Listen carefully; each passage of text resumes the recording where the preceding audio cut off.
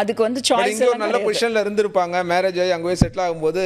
ஆமா, கண்டிப்பா அதை விட்டுட்டு இவங்க வந்து இங்க வந்து ஏன்னா விசா எலிஜிபிலிட்டி கிடையாது.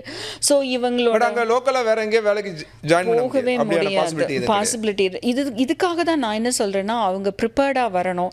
இல்ல இங்க இருந்தே ஒரு H1B அந்த மாதிரியான விமன் என்ன மைண்ட்ல வச்சுக்கணும், என்ன தெரிஞ்சுக்கிட்டு வர்றது சரி? இனிமே இங்க வரும்போது இப்போ நான் என்ன நான் இப்போ நீங்க கேக்குறீங்க யுஎஸ்ஆ இந்தியாவா அப்படின்னு இருக்கும்போது இதெல்லாம் தான் நீங்க கன்சிடர் பண்ணணும் நான் நினைக்கிறேன்.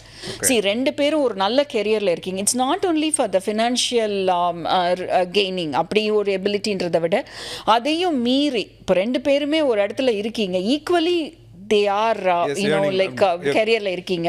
ஸோ ஒருத்தர் இன்னொருத்தரோட டிபெண்டா நீங்க ரெண்டு பேருமா அங்க வரும்போது உங்களோட லிமிட்டேஷன்ஸ் என்னன்னு நீங்க தெரிஞ்சுட்டு அதுக்கு ப்ரிப்பேர்டா வந்தாதான் அதை ஃபேஸ் பண்றதுக்கு ஈஸியா இருக்கும். அதையும் மீறி இல்ல எனக்கு இந்த இடத்துல ஒரு ஆப்பர்ச்சுனிட்டி கிடைக்குது as a family we want to do itனா அந்த தெளிவு இருக்கணும், அந்த புரிதல் இருக்கணும். நான் என்ன தெரிஞ்சுக்கணும், எப்படி தெரிஞ்சுக்கிறது? இப்போ நான் எனக்கு வந்து அங்க நான் வரணும்னு நினைக்கிறேன், இல்லை இப்போ எனக்கு தெரிஞ்ச ஒருத்தவங்கள அவங்க மேரேஜ் பண்ணி அனுப்பிச்சி விட்றோம் அப்படின்னா அவங்க என்ன தெரிஞ்சுக்கணும் அடிப்படையா?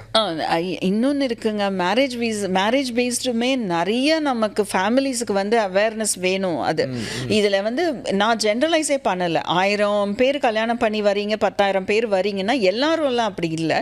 பட் ஆனால் அந்த அஃபெக்ட் ஆகிற அந்த 10 பேர் இருக்காங்க இல்லைங்களா, அவங்களுக்கு வந்து என்ன இவங்க யார் என்ன யூஎஸ்ல இருக்காங்க அப்படிங்கிறத மட்டும் வச்சு யாருக்குமே ரெண்டு சைடுமே நான் அப்படி தான் பார்க்குறேன். நான் அப்படி வந்து நீங்கள் ஒரு டிசிஷன் பண்ணவே முடியாது.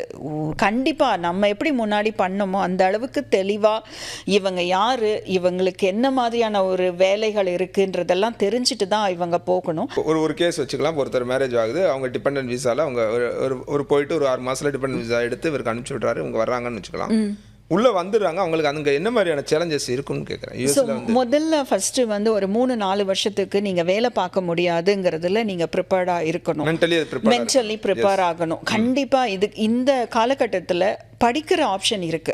ஒருவேளை நான் கெரியர் என்ஹான்ஸ்மெண்ட்காக படிக்கிறேன்னா சரி, அதுக்கு உண்டான ஃபீஸை நான் எப்படி பிளான் பண்ணிக்கிறேன், இதுக்கு வந்து ஃபேமிலி எப்படி நான் மேனேஜ் பண்ணிக்கிறேன். ஏன்னா இங்கே எல்லா சப்போர்ட் சிஸ்டமோடையுமே நீங்கள் இருந்துட்டு அங்கே வந்து காட்டில் விட்ட மாதிரி ஆகிடக்கூடாது. அந்த conflicts between husband and wife எங்கே வரும்போது நான் என்ன பண்ணனே தெரியாதுன்ற இடத்துல இருந்து ஆரம்பித்து இதெல்லாம் சின்ன சின்ன காரியமாலாம் இல்லை.